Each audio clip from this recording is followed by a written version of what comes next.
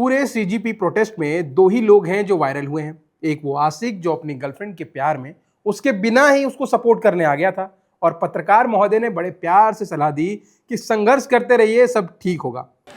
एक महीने डिप्रेशन में है तो आप उनको नैतिक बल देने के लिए यहाँ आए हैं। हाँ, आपके साथ भी वो आई हैं या आप अकेले ही आए हो? मैं अकेला ही आया हूँ, तबीयत खराब है उनकी। जी, संघर्ष करिए, आपका संघर्ष एक दिन काम आएगा। और दूसरी तरफ एक पीले सूट में महिला थी जिसको पता नहीं क्यों सब कॉकरोचेस मिलकर भला बुरा कह रहे थे। मान लो कोई दिक्कत नहीं है। कौन सी मस्जिद के अंदर मंदिर होता है, कौन सी मस्जिद के अंदर ब्राह्मण पुजारी है, बताओ मुझे। आपको देश की रवायत से दिक्कत क्यों है? कुरान खुद कहती है। आपको मुल्क के रवायत से दिक्कत क्यों है? ये सब बातें हो। तब मैंने उसको इंटरनेट के समंदर में ढूंढना शुरू किया। तब पता चला कि ये जो क्रांतिकारी महिला है उनका नाम है रिद्धिमा शर्मा। वो तो बहुत वायरल है, वो भी अपनी धार्मिक और समाज की असीम ज्ञान के कारण, और वो समाज में उसी ज्ञान के सहारे डर का व्यापार करती है। और आज के भारत में एक नया धंधा चल ही निकला है, वो है धर्म का धंधा। इस धंधे में सबसे ज्यादा मुनाफा उसी का होता है जो सबसे ज्यादा नफरत परोस सके, सबसे ज्यादा उकसा सके, सबसे ज्यादा डरा सके। और रिद्धिमा शर्मा इस नई पीढ़ी के उस चेहरे का ही नाम है जो खुद को सनातनी और उग्र हिंदू बता करके सोशल मीडिया पर लाखों फॉलोअर्स को बटोरती है। कांग्रेस सरकार को आसाराम जी ने पैसे देने से कर दिया मना। ये गई थी लुढ़कती लुढ़कती कांग्रेस सरकार उनके पास कि जी आसाराम जी बापू जी हमें पैसे दो, आपके इतने बड़े बड़े ये लोग इकट्ठे होते हैं, आप पे ये चंदा आता है, पैसे आते तो हमें दो। उन्होंने मना कर दिया तो इन्होंने ये ब्लेम ठोक दिए। 7,82,000 इंस्टाग्राम पर फॉलोअर है और उनके बायो में लिखा है DM फॉर पेड कोलैबोरेशन। और आप समझिए कि यही इन जैसे इंस्टाग्राम के ज्ञानियों की असली पहचान है कि ये कोई धर्म प्रेमी नहीं है, ये कैलकुलेटेड बिजनेस मॉडल है जहां धर्म जो है वो प्रोडक्ट है, नफरत मार्केटिंग स्ट्रेटजी है, और आप और हम जैसे लोग उनके कस्टमर हैं। खुद को एडवोकेट और इंटीरियर डिजाइनर बताने वाली रिद्धिमा शर्मा की असली दुकान इंस्टाग्राम रील पर चलती है, जहां हर वीडियो में कोई ना कोई खतरा दिख ही जाता है। और ये अजीब सी बात है कि हर बार ये खतरा मुसलमान, सेकुलर और सवाल पूछने वाले लोगों की शक्ल में आता है।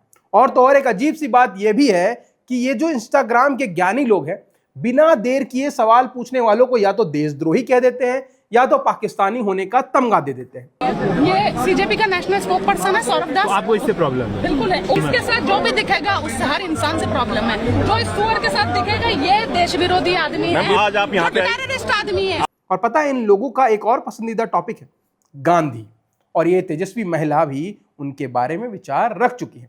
इतना हरामखोर आदमी था। आप कहते थे कि जी बापू तो चरखा चलाता था, बापू की तो आंतें दुखती थी, बापू के तो हार्ड कांपते थे, बापू के हार्ड एकदम स्ट्रेट रहते थे, सीना तान के खड़ा रहता था अंग्रेजों के सामने। तो आप जैसे ही कोई जवान लौंडिया दिख गए आजा कमर झुक गई, कंधे झुक गए। किसी भी लोकतंत्र में महात्मा गांधी की आलोचना करना अपराध नहीं कहा जाएगा। गांधी के विचारों पर सवाल उठाए जा सकते हैं, उनके फैसलों पर बहस भी हो सकती है, और आप इतिहास के अलग अलग व्याख्याएं भी सामने रख सकते हैं। लेकिन समस्या तब शुरू होती है जब इतिहास को समझने के बजाय उसे भड़काऊ कंटेंट का साधन बना दिया जाता है। जब गांधी की आलोचना का उद्देश्य ऐतिहासिक विमर्श नहीं बल्कि सिर्फ दर्शकों को उत्तेजित करना होता है। और ये एक्सट्रीम हिंदुत्व की उस पुरानी लाइन पर चलने जैसा ही है जो गांधी को कमजोर और उसके हत्यारे को देशभक्त बताती है। इनका जो तरीका है ना वो अपना लो। क्या इनका तरीका है ना जो इनको मतलब भाई कि ये सरदर्द से अलग कर देते हैं, इन पे थोड़ा सा आप कह जाओ तो इनके तो साथ वही ट्रीटमेंट होगा। और जब एक इन्फ्लुएंसर बिना किसी ऐतिहासिक तथ्य के, बिना किसी संदर्भ के, सिर्फ ऑडियंस को उकसाने के लिए राष्ट्रपिता को पॉडकास्ट पर बेइज्जत करते हैं। गांधी बहुत बड़ी समस्या है और उसको समस्या मानने में हमें बिल्कुल कोई दिक्कत नहीं, और सबको माननी चाहिए। अगर वो समस्या बहुत पहले से लड़ गई होती तो शायद देश का इतना सत्यानाश नहीं होता। उस आदमी को हीरो बनाने की कोशिश करते हैं जिसने एक देश के सबसे बड़े नेता को गोली मारी थी। तो ये इंटेलेक्चुअल डिबेट नहीं होती, ये सस्ती TRP की राजनीति है। ये व्यूज के लिए इतिहास को तोड़ना मड़ोड़ना है, और ये उसी हिंसा को नॉर्मलाइज करना है जो कभी इस देश को तोड़ते तोड़ते रह गए थे। एक और शब्द है लव जिहाद। इस पर भी रिद्धिमा शर्मा खुलकर बयान दे चुकी है। और ये सब लव जिहाद, इसको समझना बहुत जरूरी है कि ये है क्या। ये एक ऐसा टर्म है जो भारत के किसी भी कोर्ट में, किसी जांच एजेंसी में, यहां तक कि NIA ने भी प्रूव नहीं किया है, फिर भी ये सोशल मीडिया पर लाखों व्यूज कमा के देता है। क्यों? क्योंकि ये डर को बेचता है, और डर सबसे ज्यादा बिकता है। जब कोई इन्फ्लुएंसर किसी हिंदू लड़की को किसी मुस्लिम लड़के के साथ देखता है तो तुरंत लव जिहाद का टैग लगा देता है, बिना जांचे, बिना सुने, बिना उस लड़की से पूछे कि वो क्या चाहती है। और ये बड़ी आसानी से दो इंसानों की पसंद को एक साजिश में बदल देता है। ये उन लड़कियों की एजेंसी को छीनता है जो खुद अपने फैसले ले सकती है, और तो और ये पूरे समुदाय के हर मर्द को मुजरिम बना देता है बिना ये सबूत दिए। लव जिहाद में खासतौर पे लड़कियों की साइड से तो यही कहा जाता है ना कि जब भी तो मैं इनको छपरी कहती हूँ, और क्या क्या कहूँ मैं। प्यार है, पर इन सब बातों से इनको कोई फर्क नहीं पड़ता है, क्योंकि सच तो यही है कि इंटरनेट पर यही बिकता है। इस पूरे ट्रेंड को समझने के लिए हमें एक बुनियादी सवाल पूछना होगा कि अगर कोई आदमी सचमुच धर्म की बात करता है तो उसके कंटेंट का सेंटर पॉइंट क्या होना चाहिए? आध्यात्म, नैतिकता, समाज सुधार, या फिर लगातार किसी दूसरे समुदाय को खतरे के रूप में पेश करना? पर दुर्भाग्य से सोशल मीडिया पर अक्सर दूसरा मॉडल ज्यादा सफल है। और अब सीजेपी, कुछ यंग लोग जिनको सरकार से कुछ समस्याएं हैं, अब इस पर नहीं जाएंगे कि समस्या क्या है, क्योंकि ये तो आप सबको पता ही चल चुका है। ये लोग संविधान के दायरे में रहकर अपने अधिकारों के लिए लड़ रहे हैं। उसके प्रोटेस्ट में जाकर रिद्धिमा शर्मा ने उसके संस्थापक सदस्यों और कार्यकर्ताओं को पाकिस्तानी, एंटी नेशनल कह दिया। और आप समझिए कि यही एक बेहद खतरनाक प्रवृत्ति है, क्योंकि एंटी नेशनल का लेबल आज एक हथियार बन गया है। आज यदि कोई पत्रकार सवाल पूछे, कोई छात्र विरोध प्रदर्शन कर दे, कोई सामाजिक संगठन सरकार की आलोचना करे, या कोई नागरिक ही असहमति व्यक्त कर दे, तो कई बार उसके तर्कों का जवाब देने के बजाय उसे सीधा राष्ट्र विरोधी घोषित कर दिया जाता है। और ये लोकतंत्र के लिए बेहद चिंताजनक स्थिति है, क्योंकि लोकतंत्र की असली ताकत सहमति में नहीं बल्कि असहमति को स्वीकार करने में होती है। अगर आप सवाल पूछने को ही राष्ट्र विरोधी बता देंगे तो फिर लोकतंत्र और तानाशाही में क्या फर्क रहेगा? और संविधान ने नागरिकों को सिर्फ वोट देने का अधिकार नहीं दिया है ना, बल्कि सवाल पूछने, अगर कोई असहमति है तो उसको जताने, सत्ता से जवाब मांगने का भी अधिकार दिया है। और जिस सवाल का जवाब ना हो उस सवाल को पूछने वालों पर ही हमला कर दो, ये कौन सी बात है?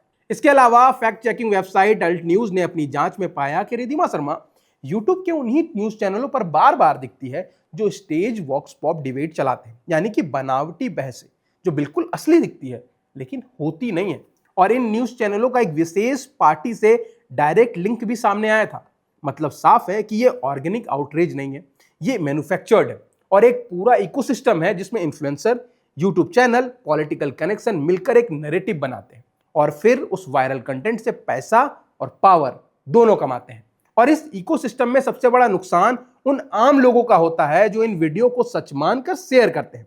और सबसे चिंताजनक बात यही है कि इस पूरे खेल का असर केवल इंटरनेट तक नहीं रुकता है। जब लोग रोज रोज किसी समुदाय को खतरे के रूप में देखते हैं, जब हर असहमति जताने वाले को देशद्रोही कहा जाता है, और जब हर सामाजिक समस्या का दोष किसी एक विशेष समूह पर डाला जाता है, तो धीरे धीरे ये सोच रियल लाइफ में उतरने लगती है। पड़ोसी पड़ोसी पर, दोस्त दोस्त पर शक करने लगते हैं, और समाज के भीतर मौजूद विश्वास का ताना बाना कमजोर होने लगता है।